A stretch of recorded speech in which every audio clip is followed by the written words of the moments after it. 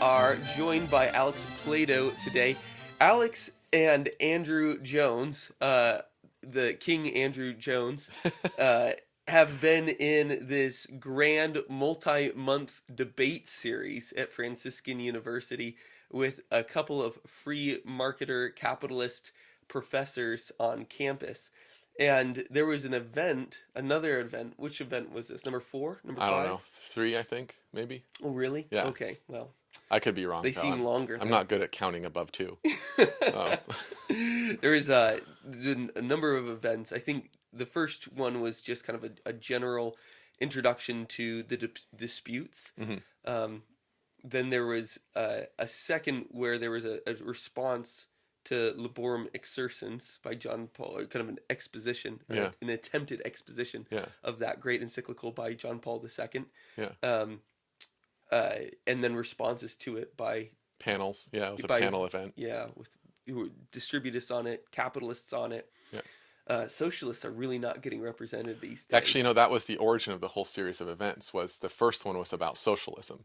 Oh, that's right. And I remember, forgot that's about where that. Andrew gave his talk on how capitalism creates socialism following Pius XI and Quadragesimo Anno. That's sort of what he says, and Andrew sort of just exposited and explained those principles, because there's kind of a worry, I think, that a lot of people have, a lot of at Franciscan among faculty and staff and students, that kind of there's some sort of rise of socialism, right, in society, in the West, in the world, Yep. right, and so there's this worry again about that issue, and it's been going on for the last couple hundred years. As capitalism gets kind of bad, then socialism gets kind of bad, then capitalism is kind of this back and forth goes on forever. So And yeah. in the middle, there's a happy medium, right? Exactly, right in the middle, right smack dab in the middle is progressivism, Yeah. right? Yeah. We don't actually believe that here. Social just so you democracy. know. Yeah. So that actually, Andrew's talk is coming out, or has come out in the last issue of Yes. New Polity magazine. If you're interested, you can go find that there. Last night was really the first time when you were able to give an extended talk on the church's teachings on ownership and Yeah. and the need for ownership to be widespread Yeah. in a society, and the reasons why it ought to be widespread spread in a society. And I'm an outsider. I have no relationship at all with Franciscan University of Steubenville. I'm a happy townie. I'm not a gownie in this regard. A townie, not a gownie. Yeah, and I was, to be honest, shocked, by the responses that you got. I mean, some of the questions. It was particularly bad when people got up and you had literally three people in a row asking you the exact same question, completely unaware that the person right before them had asked the exact same question that they asked. No, yeah, but I think they're asking, they're trying to get to where they need to go, right? I mean, part of understanding the principles is under kind of imagining how they'll apply, Yep. right, and how to implement them and how to do it. And so I think that's an honest response. I remember I ran into a friend at Leo's the other day, and a really intelligent man, and we talked, and I said, I'm going to be giving this talk on distributism, and he said, oh, I know a little bit about that, I'm interested in it, but I'd like to know what you think about how we can implement it, right? And that is a good question, right? But of course, in the talk, I didn't design the talk, and maybe I could have designed it better, but I didn't design it to answer that question. I wanted to talk about the principles first, right? And then we can talk about how to apply it and how to implement it and what we can do and how to approach our life if those principles are true. And that's kind of why we're here today, to sort of approach that, to broach that question in a certain way. Right, and I don't want this to sound too Gnostic or anything. I mean, obviously, like you're trying to do something Yes. about that here at New Yes. Polity. Absolutely. I mean, the new workshop that Yep. we were able to announce recently is certainly a part of that. That is an attempt of ours to get productive property in the hands of most people possible for our little town. Yes. And for them to be able to create little businesses out of it. Exactly. So we're trying to do like things, and we'll try and talk about this. But the only reason I preface that is by no means to talk, point out a very tiny feather in our cap, but rather to say that when we advocate for people to do the first thing to implement distributism. When we say that first thing that they should do is to think about it, Yeah. we're not just being armchair philosophers. Right. We really think that that is the first thing that people must do Yes. so that they can have a proper understanding of their lodestar, so that they might be Right. have a good Right. I path mean, maybe a word we of could where think they can go. exactly. So I think maybe a word that we could use is we need to be contemplative, we need to meditate, we need to reflect, right? We need to try to pursue wisdom. Hmm. We need that. That's hence Chesterton's first chapter that I mentioned in the talk, right? That wanted an unpractical man. What he means is somebody who isn't just itching to implement all the time, and somebody that isn't itching to get to be an activist, but somebody who first wants to clearly understand what we need to do and why we need to do it and the order that we need to do it, right? And the levels of importance and a hierarchy of values. I mean, you got to think carefully for a long time. You've got to meditate. So we need to read, we need to converse, we need to have these panels, we need to do all this, right? And so I think that that is the first thing to do is Well, I get mean, clear. and you Yeah, brought this up yesterday, that Christ tells us that that's the first thing that we exactly. should We do. should renew our minds. We should transform our minds, right? So we are not conformed to the ways of the world. And the ways of the world, right, are not just temptations for individual people to do things individually from other people. Like I think one of the main points I was trying to get across was that their society has habits it gets into.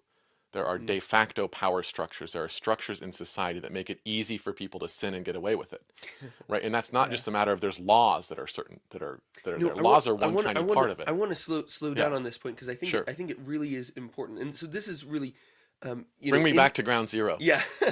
So what we do want to do it through, in the next, hour or whatever, um, buckle up.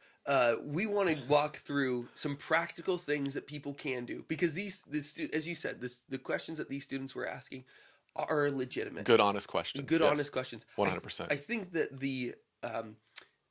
what I would kind of challenge, if any of them are Hmm. listening, or anybody else who's interested in this topic, is listening in, that I really want to encourage you to take your time to understand what the church has taught on this issue. Yeah. What is the first step? Hmm. Because that will actually, if you really understand that, then you'll have a better recognition of what you should do next. You will be able to be the one to determine what your next step ought to be. Yes, you can be creative, right? Yeah. You can do that creative retrieval that the Catholic social tradition gives us. Yeah. We have these principles. Yeah. Christendom was the social order. And then through a long series of evolution and changes, right, over the modern era, right, it's no longer formed into Christendom. It's the social order in every sphere: economic, Yep. political, social, cultural, technological, scientific, like all Yeah. these major spheres of society have been formed Right. not according to the principles of Christendom, right? Right. And Not so, according to justice and peace. And so we need to return to a creative retrieval of principles. Doesn't mean we go back and we live right in some idyllic sort of nostalgic time period. It means we find the principles and creatively retrieve them, and then think carefully about them and start living our life according to them. right. So the first place to really begin is heaven. I mean, Our why are ultimate we, end, yeah, our ultimate goal. why are we actually here? Yeah. Why are we living? I mean, St. Thomas says that the point of politics is virtue. Mhm. Why is it virtue? Well, precisely so that we might be able to spend eternity with God. If we're not, if we don't have that as our real prime end Mhm. for why we're living here Mhm. as Catholics, as human beings, within this Catholic world, Yes. not just having a Catholic worldview, that's wrong, but actually in this Catholic world, this world Yes. that is Catholic, Yes. if our end is not heaven, then we are already off on the Yeah. wrong Yeah. a wrong step. If our goal for trying to live in community, well within this temporal order, within our political structures, within our economy, is not ultimately to get to heaven and to help our family, friends, and neighbors to do so, Yeah. then we're off on the wrong We step all already. have to love. I mean, as a philosopher, the way I say it is, everybody knows, every human being, Catholic or not Catholic, Christian or not Christian, modern or pre-modern, it doesn't matter. Every single human being has a fundamental desire, right, to love the highest good the highest, Yeah. right, to love the best good the most. Mm-hmm. Everybody knows that deep down. That is not something you get from revelation. That's something that God created you with, Yeah. right? And you have it already. And so as Catholics, we've been, and as Christians, we've had revelation that helps us see clearly what that is, right? And so we have this revelation. We see it now in history because we have Christendom, right? It happened, right? It's real, right? It's not an ideal utopian society, right? This virtuous society, though not perfect, virtuous nevertheless, as a whole, its habits, right? Right. Its structures. So we now can take that as Christians and Catholics and be the first, the leaders, right? We're the leaders that can go do this to help other people see how they can pursue and ultimately achieve, right, their deepest desire, right? Right. So To love the best good the highest. So in we other need to words, lead the way as Catholics. Yeah. part of our attempt of evangelizing Yes. has to be in actively living in love with one 100%. another, 100%. and actually bringing those principles to Yes. bear in the economy. Yes. Yeah. And And if all across the social order, the economy is yep. super important, Hmm. right? Because that, if we look in history, that's one of the main areas that vice has rooted in, Right. right? The social order in the economic sphere, right? And so this is not, it's not, I'm not criticizing ideas about the free market or ideas about that, right? Although those are related. The Hmm. fundamental thing I'm talking about is when we look at history, what can happen economically is to distract us from our ultimate goal, to put Right. earthly goods, right? To put earthly security, earthly safety, right? Earthly accumulation, treasures on earth. Hmm. And that's a huge distraction. And that makes sense if you look at the history of the modern era, right? Man started trying to live without God. Man started to try to create salvation for himself, right? Right. And when he does that, right, the goods that are truly goods that he can get through economic exchange, Hmm. right, those things become, right, just another step towards hell, Yep. right? Unless we put them ultimately under the best good that we are loving the highest and subordinate them in the correct hierarchy, they're bad. We should get rid of them, Right. right? Pluck out your eye, cut off your arm if that's going to take you to hell, Right. right? So we got to have our priorities, and that's your first point. Yep. That's ground zero. Yep. And so Yeah. when we're thinking in terms, if we have the kind of our economic cap on for Yeah. this, our starting place is not in terms of scarcity. Our Right. first terms are not Yes. in terms of price. Our Yes. first terms are not in terms of supply and demand. Yep. Our first term is heaven. Yes. That's it. Exactly. And so anything that distracts us from this, as you're saying, Yep. we just need to slow down on. And this is not to say that any of the goods that we have achieved in the last century Mm-hmm. and a half, or really the last 500 years, Mm-hmm. from the rise of capitalism, um, are not good. Right. That's a completely separate Yes. conversation. Our point is that there has to be a right order of our loves, Yes. and that is like sitting with that, realizing Yep. that is my major goal to get to heaven, Yes. to avoid anything Yes. that takes me to hell, Yes. and to enable my friends and Yes. family to do that as well. Well, then Yes. if we have that as our Yeah. starting point, Yeah. then we can kind of continue the Yeah. conversation. Yeah. C.S. Lewis wrote about this in Yeah. this wonderful Tell me about it. I essay. love hearing about Lewis. The So tell me. well, he writes this essay called First and Second Mm-hmm. Things, and he makes the case in that is that if we ever place anything above what is indeed the first thing, which is heaven, Mm-hmm. then we'll never actually get that thing. Mm-hmm. We'll always lose it. Mm-hmm. He starts off with music, and he says, we used to enjoy the music of the masses Mm-hmm. that incited us to virtue, that inspired us to hope, that led us to loving God. Mm-hmm. And then we started to take music seriously. Those, in Yeah. scare quotes for him. Mm-hmm. And he said we started to focus on it as something in and of itself, not as a means that was used in the home or Right. in the mass most Mm-hmm. most specifically, but actually just something in and of itself. Mm-hmm. And he says that half of us should be Yeah. half of us are ashamed, and all of us should be Yeah. of the music that we're listening Yeah. to. So does he mean by that like we like the way pop music has become mere entertainment or Right. mere titillation? Yeah, I think we Right. can In the expand into yeah. pop for our era. But Okay. yeah, Okay. absolutely. But he's talking about the standards of music, Hmm. right, have been lowered. Is that what he's talking about? I have read this. I have not read this C.S. Oh, Lewis essay. Yeah. yeah, absolutely. Yeah. Yeah, standards have been lowered.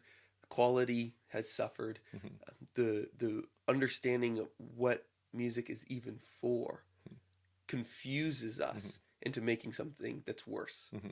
Interesting. because we don't know what it's for anymore. Is that related to the idea of like art for art's sake? Yeah, Where like if you exactly. make art for art's sake, like Beethoven tried to do, right, then if we make that a principle, right, then we don't have this transcendent good, this highest good that this serves, and so therefore this thing itself is corrupted. Right. So to be ourself is to be under God. Right. For music to be itself is to be under, right, the heavenly spheres, you might say, right? And so there's the proper order. If it's not in that, then the thing itself is destroyed. So art for art's sake will destroy art. Art for God's sake is what fulfills art. Is that what you're saying? That's exactly Oh, it. okay. Yeah, you nailed it. I think that the economy, well, you see some, Yeah. you mentioned Beethoven there, Yeah. and a lot of people would say, well, hey, he produced some He amazing did, stuff, absolutely. you know? 100%. And I think there is Love almost Beethoven. like a roller Yeah. coaster Yeah. effect that happens whenever we start to idolize Mm-hmm. anything. At first, it just skyrockets. Mm-hmm. It gets so much better Mm-hmm. than it was in one sense, Mm-hmm. right? Mm-hmm. The quality starts to improve Mm-hmm. because people are focusing on it Mm-hmm. in an inordinate way. Mm-hmm. And so you get a better product Yeah. in a sense. Yeah. But that can't last, is Lewis's point. Yeah. You know, and I think we did see something of along those lines in the economy. It took a long time for our conversion to mammon Yeah. in the West to take, but I think we can all, you know, honestly take a look at the way that Yes. our world is run, Yes. the way that, like, what are the things that we think about most. A Yes. lot of it is involved around with money, Yes. with procurement, Yeah.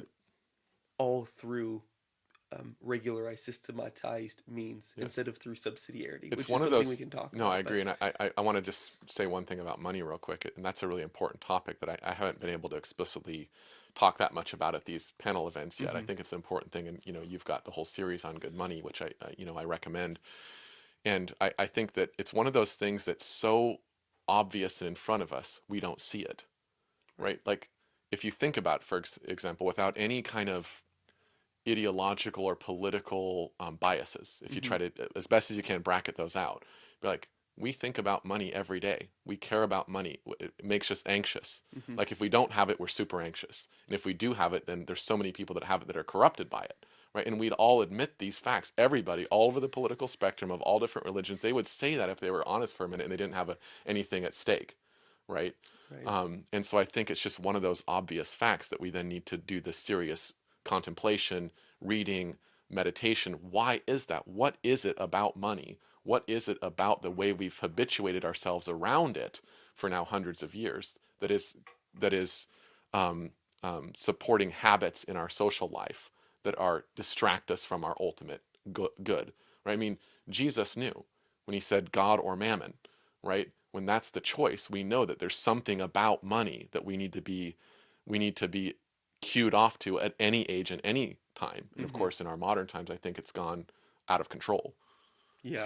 I wanted to say that really quick because I think it's one of those obvious facts that then we need to say, wow, let's stop and think about that. Let's Right. not gloss over it because we're so familiar with it. Right. Right. Well, I want to get back to Yeah. this.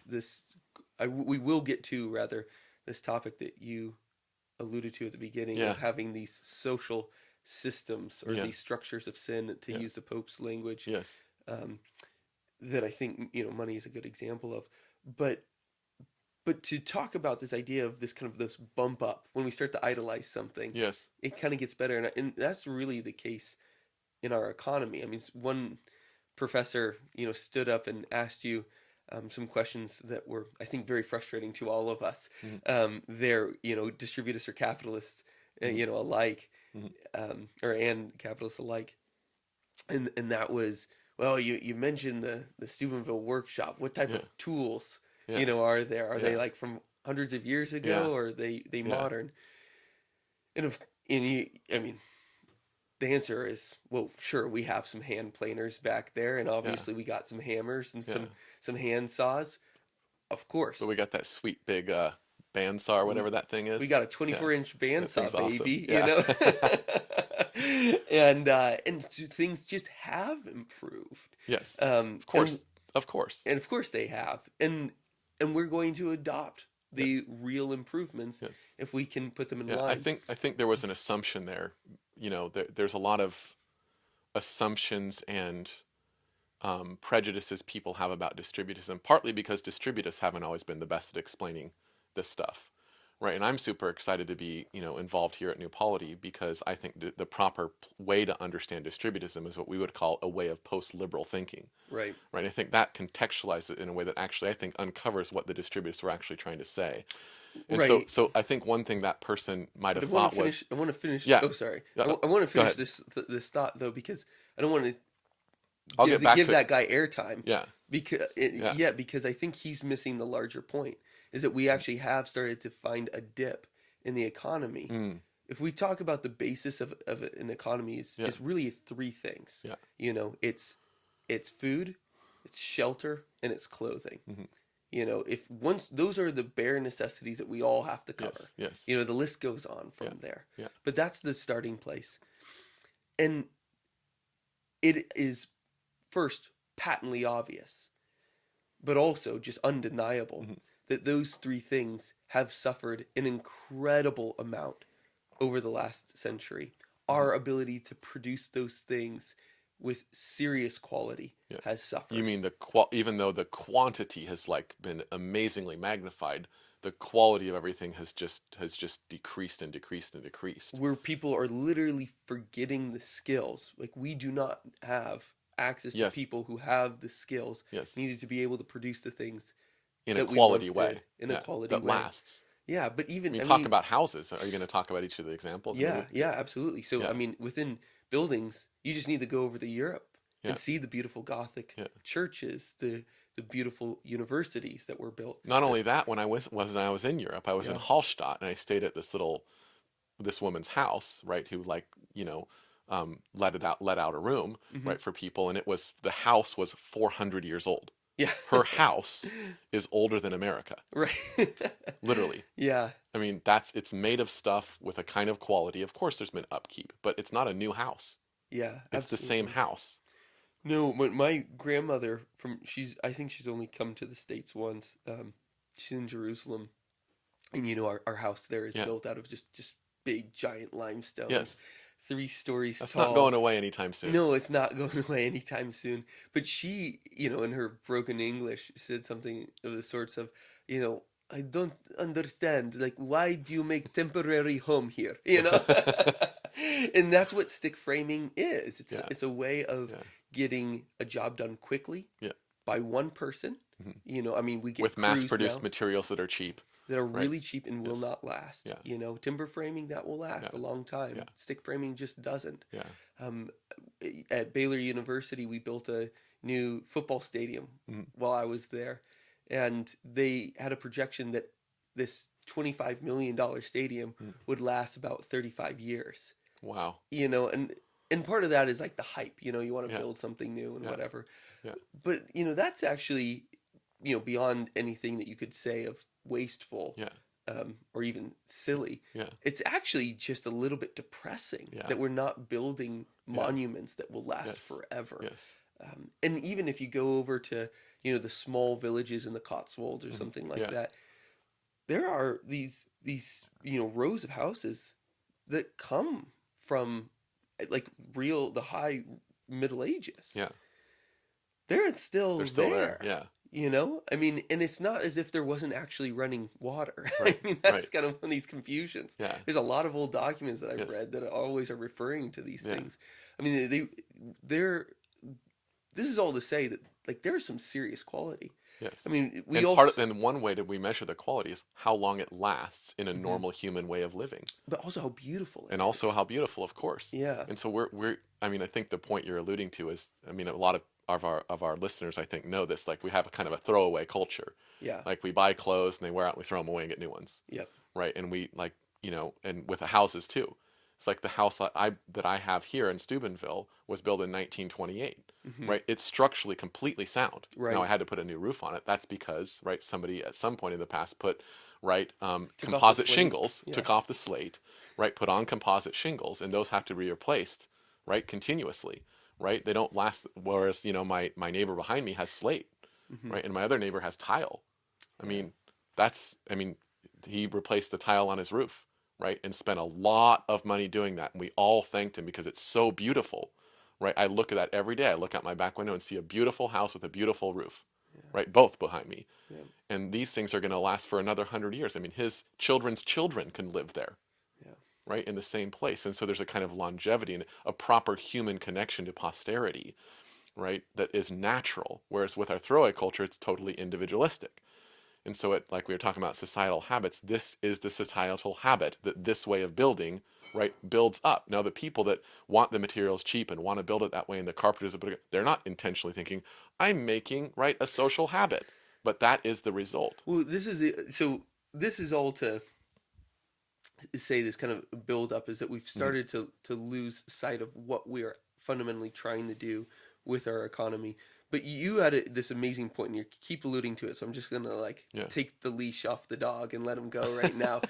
Last night, where you had this amazing build up, you said, if there's anything that you hear tonight, the most important thing that I could say, Yeah. and I'm not even exaggerating when I say it, Yes. is this. Yes. And then you started off about Plato and Yes.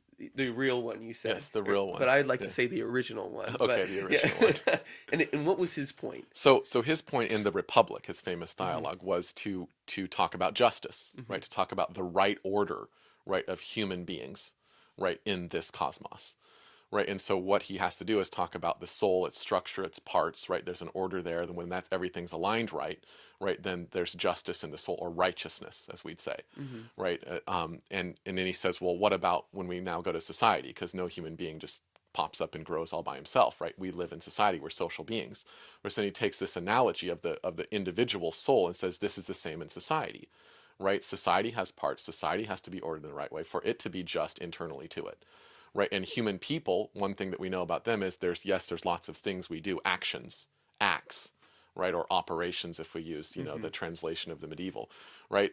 So there's operations, but those operations, right, underneath those are capabilities or abilities or powers, right? And of course those can get into habits, right? And so a human person, there's acts and there's habits, right? And those habits can be built up obviously by repetitive teaching or repetitive action. So like I one time didn't have the habit of brushing my teeth in the morning, then my parents made me do it, and now it feels wrong not to brush my teeth in the morning. It makes it easy to brush my teeth in the morning. The habit makes it easy, right, and pleasant to do something which is good for me. Yep. Right? And before I had the habit, it was unpleasant and difficult to do what's good for me. Right. Right? So that was a good habit. So bad habits are the exact opposite. They make it easy and pleasant to do something bad. Right. Right? And difficult and unpleasant to do something good. So habits are absolutely crucial. In fact, the thing that he calls justice is a habit. Right? And so my point was, Plato makes this analogy of the soul with the society. And so I said society doesn't just have things it does. It has habits, which is what political theorists and social theorists and people that have been thinking about this in more recent times call the structures of society. Social structures. They're just the habits that society gets into. They're de facto power structures, and that make certain actions in society easy and pleasant, and other ones not easy and pleasant. Right. And Yeah. this is not just, political theorists. Yes. I mean, this is language that the popes have given Yes. us Yeah. from the Good point. Yeah. magisterium. Granted. I mean, they as our spiritual fathers are saying these are the appropriate terms to use. Yes. They capture something about Yes. reality. Yes. Use them, my sons and my daughters. Yes. Use them. Yes. And I think that's a really important thing. Is that part of the way that we, or actually the way that we start to repent, to change our mind as Christ calls us to, is by listening to his church. Yes. And saying, all right, what would you have us do? Yeah. How, give us the direction that we're supposed to go. When we're all converting to the faith or growing up in it, Yes. we have to be taught that the church really is the pillar and bulwark Yes. of the faith Yes. that sends us on the way that we're supposed to go. So Right. this is important language that we should And adopt. not only is it important language, Yeah. they gave us a central habit that our society got into. They told us what it is. It's systemic atheism. We talked about ground zero. Yep. Right? It's all about heaven, all about loving the best good, the highest. Yep. Well, habituated in our modern society now is systemic atheism. Right. That doesn't mean everybody in society is atheist. It means the structures of society, the habits of society are such that it's easy to live as if there is no God. Right? And of course, all the Christians who are trying to be devout, all of our friends and Catholics they realize, right? Look, why am I like behaving like everybody? I'm behaving just like everybody else, but I'm supposed to be different. I'm a Catholic. Yeah. And that really rings a bell with people who love God. They're like, wait a minute, this should be different. I shouldn't use money. I shouldn't use money in the way that everybody else does, right? Hmm. I shouldn't buy and sell in the way that everybody else does. I shouldn't dress in the way that everybody else does. I shouldn't, right? So Consume because they know media. there's something else, we should be a new culture, a different culture, a culture of life amidst this culture of death. And so that's what our church told us. So yes, those societal structures at the fundamental level are atheistic. Now there's lots of other sub-habits that make that up that we want to get into, Hmm. right? And that's where I think the distributists, in terms of the economic sphere, have nailed some things about what the social habits are that are blocking us from loving the best good the highest, Yeah. right? That subordinating economic activity to our highest good, Right. right? Like the Lewis lesson you mentioned. Right. But even to move it up from Yeah, Lewis to the magisterium, yeah. John Paul II, this is, I'm glad you made that distinction. yeah. Because Lewis is pretty amazing. Yeah, that's right. He's so amazing, it's almost like he deserves to be part of the magisterium. But he's not perfect, but he's amazing. Yeah, Yeah, he's like Cato in yeah, Purgatorio or yeah, something yeah. like that. That's how, instead of Purgatorio, it's the Yeah, Magisterium. yeah, He like barely sneaks up there. Somebody will call us out for yeah. heresy, and I'll be right, but That's that's okay. okay. I want to be called out for heresy if I'm a heretic. Yeah, that's true. Please do. That's good. Yeah. Call me out. Um, this is a point that I mean, all the popes really make it that I that I can think of, but he does so explicitly in Labor Hmm. Exercens. You know, his major project in that encyclical is to move from ontology and metaphysics Hmm. into more practical ways of thinking about the economy. Yes. That's his entire Yeah. thing of what he's It's doing. beautiful. You Yeah. know, his major thesis Hmm. in it is saying that we have indeed assumed a world that is atheistic. Hmm. And as a result of that, we have turned towards capitalism. Hmm. That's the word that he Yeah, uses. he uses that word. Yeah. Yeah, true that. He sometimes refers to it as um, of gosh, what are the terms? Actually, he sometimes qualifies it as um, original atheism Hmm. or original capitalism, Hmm. excuse me, Hmm. or rampant capitalism. Hmm. There's certain There's lots terms of I can't terms. I mean, that he society has keep producing these, yeah, right? Technocratic capitalism, crony capitalism, state capitalism, right. fascist capitalism. I mean, I've heard so many different terms, right, that are trying to, there's got to be some qualifiers just so we make sure we mean the bad thing, Yeah, right? right. Yeah, Yeah, crony capitalism of the yeah, sorts. But when he just uses the term on its own yeah, without any qualifiers, yes, he's referring to a society in which the objective hmm, idea of work hmm, subverts the subjective yeah. object We're of gonna have to work. explain that. Yeah, Yeah, meaning that well, it's just the change that we said at the beginning yes, is that it's more focused on the products than the people. hmm, Why is that bad? Well, hmm. because it's ultimately the So people. products are the objective, the Yeah, object of work, the thing that's made outside of the person. right. And then there's the internal subjective elements of the personality that gets into the product by the act of creation, right? And so those internal personal qualities are that end of work. Work Yep, has that personal dimension, right? The personality of the artist is stamped on the product. So work has both of those dimensions. absolutely. Yeah, He says that work is always transitive. It's not intransitive. It yeah, means that there's a subject yeah, operating yeah. on an It object. goes from me through action into the world, right? Yep, Transitive. Yeah. absolutely. And so we've been focusing on the objective meaning Hmm. of work, Hmm. meaning that we've been focusing on that product, Yes. on the thing made, Yes. instead of focusing on the subjective meaning of work, Yes. the person, the Yeah. subject himself who's Yes. working. Yes. And why does that matter? Well, it's really the subject who's trying to get to heaven, and Yes. that we must Yes. be Yes. his aid in Yep. doing so. Yes. We all act as means to his final Yes. end, right? Yeah. Um, so within that proper understanding, we have to start to realize what are the things that I'm habituated to doing on a day-to-day basis, the things that I don't really think about, Hmm. the things that we just all do. Yeah. Habitually. Yeah, habitually. That do not treat my neighbor Hmm. as a gratuitous gift that Yes. God gave Yeah. freely. Hmm. What are those things so that we can start to reform the way that we think about Hmm. my role Hmm. in the in the economy of salvation now, Yeah. not just about Yeah. the market Yeah. economy. Can I riff on something right Go then? for it. So, I mean, one thing that I love about distributism, as I call my social philosophy, and it's just an element of Catholic social teaching, Hmm. I can do without the word or Hmm. with the word, whatever, is it's all about, ownership. But ownership has lots of kind of levels of meaning. I think one of the most basic kinds of ownership is, I don't know a better term, we'll call it like spiritual ownership. Like you take responsibility. Hmm. You take responsibility for life. God gave you yourself as a gift, and now you have to be responsible because he gave it to you, right? But he also gave us our neighbor. He also gave us our society, our traditions, right? All kinds of things, the earth, right? So he's super generous. Hmm. And we have to take responsibility.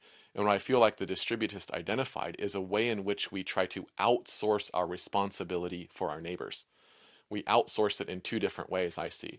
And it has to do with what Yeah. they called hudge and gudge, right? Which sometimes we call big government and big business. But here's what I mean, right? Don't worry about those terms. What I mean by that is sometimes we think, well, we have social problems. So let's get the state to fix it. We need more regulations or less regulations or Yep. laws or whatever. And so we start thinking the state will do it. In other words, we're outsourcing our own responsibility for our own people, our own community, our own neighbors, our own parish, our own family, our own friends. Yep. And so we think they're going to do it. The other way that we outsource is that's the Hudge way, Yep. right? That's letting Hudge do it. But Hudge is like a demon, right? We don't want demons to help our society, Right. right? And then Gudge is the other way. And we say, well, if I just get my job and I do a good job in my job, or I like create a good business in my neighborhood and I save money, right? And I am able to eventually get to where I have a good house and it's all paid off and I've got my cars and they're all paid off and I'm not in debt, right? And I've had kids and I've set up an account for them, right? Then I'm done. Yeah. And we think that now that the market system, right, will be good for everybody. Now I don't have to actually, right, go out and love my neighbor, right? I don't actually have to divest myself to help my neighbor, right? We don't think in that way anymore. We outsource the responsibility to the market system. In other words, we tell Gudge, Gudge, you can do it.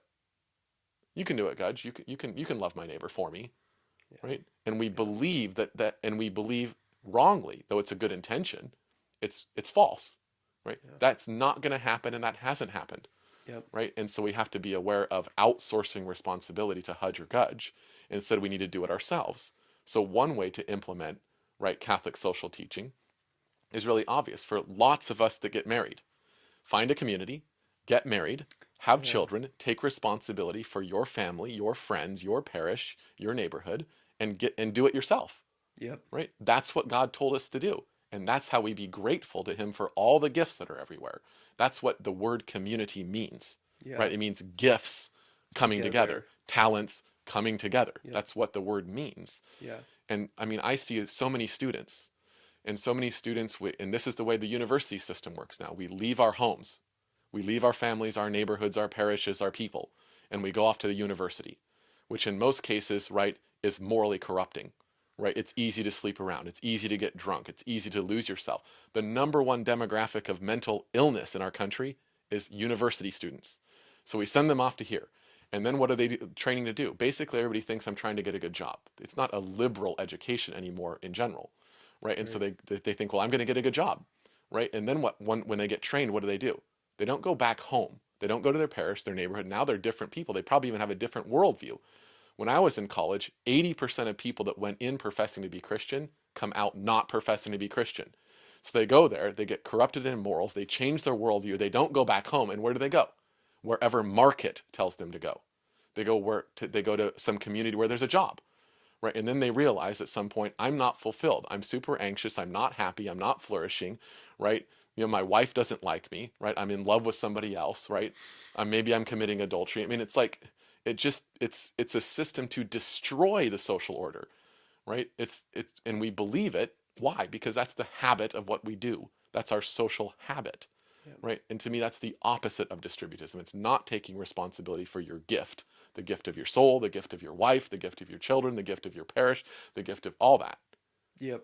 And so to me, that is a major problem. So how do we implement distributism? How do we implement this social philosophy? Right? We live life in gratitude to God. We love the highest good the best. Right? We do that by getting married according to his laws. Right? Men become men, husbands become husbands, women become women, right? And mothers become mothers, and children are children, and they get educated by, right, in the proper way. Yeah. This is all part of the distributist Catholic social vision, right? Yeah, I've kind of wondered about this because there's so many guys that I've seen coming out of university, not just Franciscan, but just Yeah, all over, yeah, who are really trying to figure out who they're supposed to be, yes. you know, It's and an they identity crisis. it's a total identity Yeah. crisis, and it's reasonable, Hmm. you know, it's a reasonable, Understandable. yeah, Yeah. it's reasonable that they're trying to that they feel lost Yes. and It wandering, makes sense. and the first thing that they turn to, because it's really the only answer that our world will give them, is what job am I really supposed to like Yes. do? Like Yeah. what is like the job that I can work that will not feel like work, that Mhm. will just feel like a joy of being there the whole Yes. time. Yes. And that's obviously an important question. Yes. It's a really important question, but the predicament of putting your apostolate, what I'll Hmm. call your apostolate, Hmm. over your vocation, Hmm. which there's you only got a couple options there, Yeah. Yeah.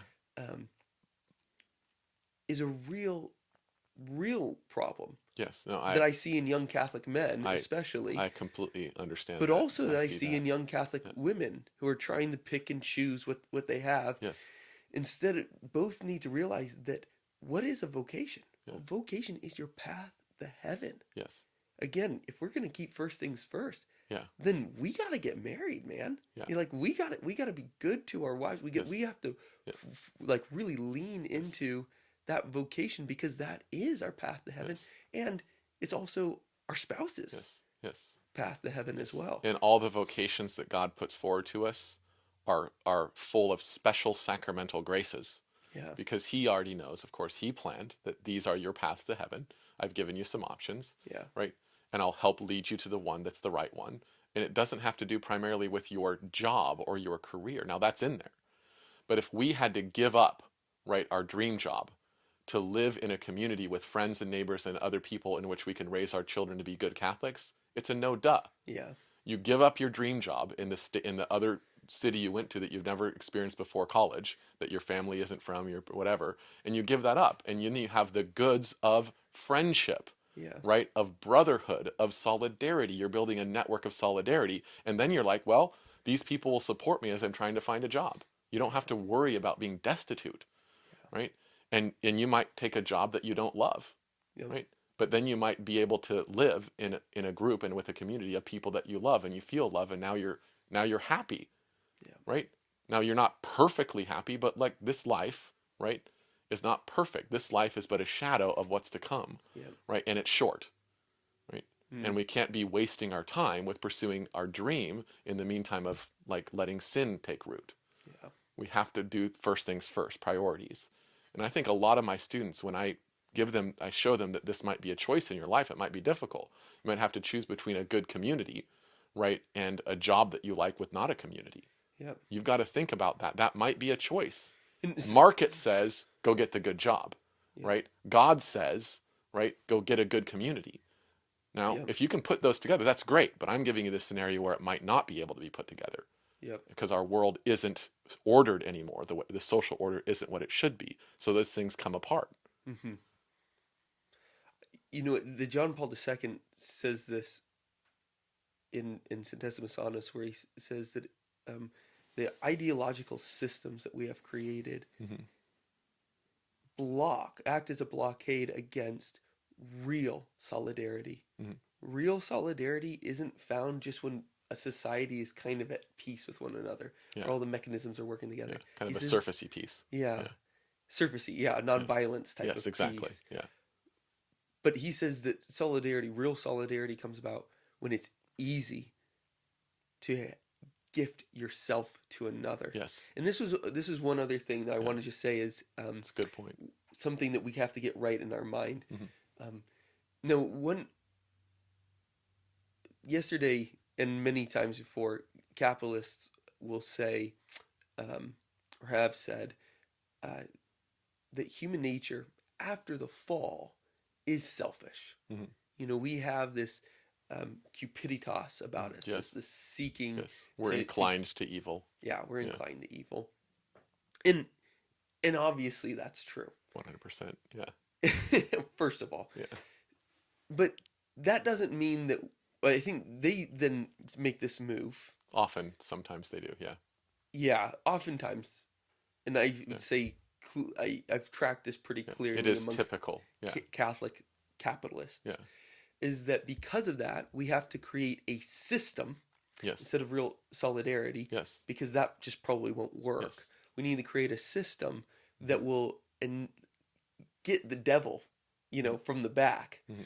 meaning that we can have a system that creates wealth and prosperity that's based upon our own Yeah. self-interest. Yeah. And there's a number of things, and I understand that. Yeah. There's some good sentiments there. Yeah. But there's a couple of problems with that within their own logic, Yeah. and then within the Christian framework. Mm-hmm. The first is that, well, how do you curtail excesses? Mm-hmm. And their answer is the state. Mm-hmm. But there's an obvious problem to that. If people are self-interested, then why would they not still exercise that self-interest at the level of the state? Yeah. Yeah. It's just one set of self-interest and another set of self-interest constantly going back and forth in various balances. Yep. Right. And I've not found an adequate answer to that. Yeah. It's not found in any of the popular. I think it goes so deep. It goes to what we like when we care about Catholic political thought, Mm-hmm. right? And it goes back to what politics is. Is Mm-hmm. politics good, right? Or is politics what modern people think it is, right? Yeah. Modern people think, the modernists, Yeah. is what I mean, liberals in a super broad sense, right? Mankind has fallen and completely irremediable, and the purpose of the state is no longer virtue. Yeah. That's not the purpose, right? We're self-interest, so now let's set up systems because we can't be virtuous, Right. to minimize vice, right? And so that then individual people who might have a chance to be good now have a chance. Now the whole system is built not to build virtue. It's not for that. And then there's arguments about we shouldn't build a system like that because that's going to be bad for certain people. Right. You're like, wait, how is virtue bad for people?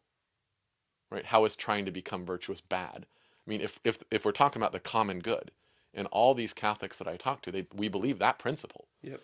But look at the common good for a minute. Now, the common good, right, is the good for everyone, right? And it's the good for each individual and the good for the society. Well, how's it composed? What's it comprised of? What constitutes it? Lots of different things that have to do with our history and our individuality and all that you can't easily sum up. But there is a core to it that you can sum up that is good for any human being, any time, in any society. And the core of the common good, right, is the virtues. Mm-hmm. That's good for everyone. So if a state isn't pursuing the core of the common good, then why can you somehow think that that's what it's doing? It's pursuing the common good. And you remove the heart of the common good and say, yeah, we're still pursuing the common good because we can exchange things freely? If that doesn't build virtue, then we've just lost the heart of the whole thing. We've misprioritized things. Yeah, and that's a real problem that I've seen within their arguments. Yeah. And that's, if we are stuck in this world where we're selfish, then why would we create a system that just kind of tempers that? Yeah. I don't really think that should be our goal. Yeah. I think our goal should be conversion at that point. Yeah. Right? Absolutely. It's giving up. It's forgetting there's grace. Yeah. God gave us a way, right, to become virtuous because we're supposed to and we want to, but we're too weak and stupid. Right. So we need the support of the church. And we already have that in our own history, in our own Western history. Yeah, and to maybe just put it differently, God gave us the grace from the sacraments to actually change us. They're really efficacious. They do something to us. And it's the point about history is that, hey, we got proof that it worked. Yes. It Chesterton said, the best test of possibility is actuality. Yeah. We know we can have Say that again. That was a great line. The best test of the best test of possibility to know something's really possible is because it's actual. Because it's happened before. It's happened before. We know distributive society is not utopian because it's happened already. Yeah. Right? We know that it's not a pie in the sky idea. It's not an idyllic utopia or mere ideal or a mere idea. It's already happened. Yeah. Right? So how did it happen? That's a matter of looking at history. Mm-hmm. Right? And so what I was going to say is I smell, right, a kind of distorted Protestantism, right, where it's like our society is such like Luther, what Luther explicitly said in his epistle to the Galatians, in his commentary in the epistle to the Galatians. He says, right, that the moral law, right, was given not so that we can fulfill it, right, so that God can show us that our consciences are totally, that he can Yeah. terrorize our conscience. And so then Luther said that, and Luther taught that up to the Council of Trent time, where that was condemned, Yep. right? And so we know, because we're Catholics, and many Protestants are Catholic on this point, Yeah, that's right? true. That they're even Lutherans, right? I know Lutherans, they don't believe what Luther said on this point, and Yep. Lutherans and many Lutheran catechisms don't have this point anymore, Yep. right? And so the point is that what Luther said is the Ten Commandments are not, they can't be fulfilled, right? They just show us that we're completely worthless, Mm-hmm. right? Whereas Council of Trent said, no, doing the Ten Commandments is salvation, right? And of course, doing the Ten Commandments is being virtuous, Right. right? Yep. We can be virtuous. That's what our worldview says. Yep. We can, right? And so we must. Yep. Right? We can't say, well, we're just not going to become virtuous. We're all going to be self-interested because we're sinners, right? And let's just make the most of the system, Right. Yeah. right? Let's just make it a kind of, crap control, you know? Yeah. It's That's a funny compromise. That's giving up on what's truly noble and dignified and wonderful and good in a non-destroyed image of God. We are not destroyed even though we are fallen. Hmm. We can't lose sight of that. It's like what Chesterton says, we can't be pessimists, right? I smell the pessimism. Yep. But we can't be stupid optimists either, like we're going to create salvation for ourselves. Yep. We're patriots. We're cosmic patriots. Yep. God gave us this gift. He had a reason. He will make it work. So if it's not working, ask him to help. And he will. And he has, and he does. Yeah. Praise God for that. I want to, before we get into like real practical Yeah, things, sure. I'm just gonna like do a Tommy gun, Sounds style, good. a whole bunch of questions for practical things. I want to kind of preface that section by talking about the how to practical things in terms of scale. Okay. So I think a lot of people are wondering, or have wondered, about distributism, what distributism can do on the level of the state, Yes. right? And I think people have probably started to guess at this answer already or listening, is that that's already by playing the rules of our atheistic society. It engages the diseased organ, like Chesterton says in Orthodoxy, that first chapter called the lunatic or the maniac. Yeah, tell us about Yeah, that. so he, in that chapter, what he says, he considers this person, this lunatic, who thinks they're like the king of France or something, right? And you go tell them, you try to convince them they're not the king of France, and of course they say, that's what you would say because you're another conspirator against me. So no matter what you say, right, to this insane person, it confirms their original belief. Yeah. So when you try to get them, when you try to use their mind and their habits of thinking to overcome their lunacy, you engage the diseased organ. So I think You reinforce you it. reinforce it. And so what they need, what Chesterton has said is what they need is they need a spell. They need a counter spell, right? We would say they need prayer, they need exorcism, right? Yeah. They need friendship, they need an experience, right? They don't just need more reasoning, Right. because that part's the part that's corrupted, because they make sense of everything according to their little theory. Right, and so the analogy, Kind of a Deus Ex yes, Machina yeah, salvation for yes. them. Yeah. So that's what they need. They need grace. They need something breaking in from the outside. Yeah. And so I see a parallel when we in our society, and when Catholics think, okay, the state, we need the state to like deregulate things or regulate things, whatever balance we want. It doesn't even matter politically speaking. We just want the state to engage its power, right? But our point is the new polity point, right, is that these power structures are habituated to sin. So now we're asking this diseased organ to fix things. Mm-hmm. And there's many cases in history, and you can read investigative journalists' books after investigative journalists' books about this, is the regulations are then made, and then the big crony capitalists use those regulations to then rig the market in a different way. Or if they don't have the regulations, they create regulations by lobby groups that sound good politically and get approval from them, and then it allows them to rig the competition. Right. Right? So it's not as simple as just getting them to get the right laws, because of the de facto power structures, right, and the elites that are in bed with the officers of the state in various ways, is it just ingrains the problem more.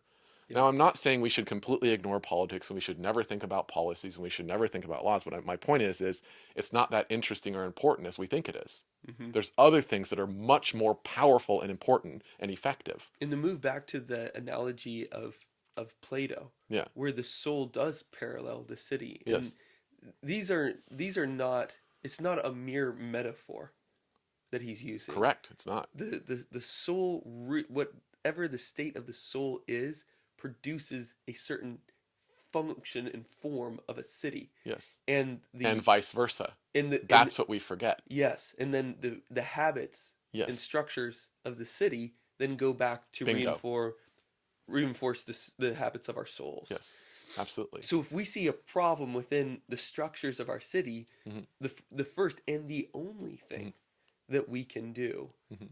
is to go in through a different means to change our soul, Yes. so that over centuries Mhm. we might be able to create a different city. Yes. Yeah. Like actually beginning with our conversion. Yes. So when people say that the kingdom of God first comes in through our soul, it's in our heart. Yeah. That's where Christ reigns. It's like, Yeah. that's absolutely right. Right, it you is. know? And then it comes out to touch on every Yeah. single aspect of our life. Yeah. So Yeah. there's no private public dichotomy Totally. here. But the first step is totally right. Yes, it is. And I think that the next step that was what I said earlier is it sounded kind of quaint and maybe even moralistic or something. Mm-hmm. Like, well, just start a family in the community, right? We cannot overestimate how powerful that is, right? That is the most powerful force for building society there is, Yeah. right? It is a society. The family is a society. And we talked about how the soul in the city, well, think about the family and the child. Mm-hmm. I mean, how many children are the way they are because their family corrupted them? Yep. And it's not, in many cases, it's not even their fault. The family's broken, and so the engine of society to make individuals is broken. Mm-hmm. So what do we need? We need the engine to be repaired, which is the family. And that's why Chesterton's first book was all about a home for Jones. It's about how to be a good man and a husband, how to be a good woman and mother, how to be a good child, right? Who's innocent and has a childhood where there's true education. Right? That's all part of this, the ultimate power that builds a just society. It's not a quaint point, Yeah. right? It's not a little thing, right? The powers of laws and all this stuff that's going on up here in the state, that's such a small thing. When you look at it metaphysically speaking, that's a small thing. That's like an epiphenomenon. That's a shadow of what's going on. And beyond that, it's already corrupt, right? And the same thing I think goes on with the market system. Now again, I'm not talking about individual markets, right? Is the same thing. We want that we engage the diseased organ to fix things. We think, well, I'm individually going to be a good businessman. I'm individually going to be a good entrepreneur. I'm going to individually be a donor. I'm going to That's fine and great. We should do that, right? But then we think if we do that, that's all we need to do, because then the market, right, by its laws and its things, right, will create prosperity for all if we all just copied me, Mm-hmm. right? So again, that's engaging a diseased organ. That you might think that's the way it is if you've abstracted and you're only thinking about theories. But in actual history, that's not what's been being done. The habits in it are corrupted and habituated to evil. Yeah. And so we can't put all our eggs in that basket. Now that doesn't mean we shouldn't start make shops, right? That we shouldn't start schools, right? That we shouldn't start think tanks, that we shouldn't go in and build buildings on 4th Street that's all dilapidated and renew our urban area. Of course we're supposed to do that. Right? But that's not engaging the market because it's the market, right? It's taking an opportunity that the market has yet to destroy.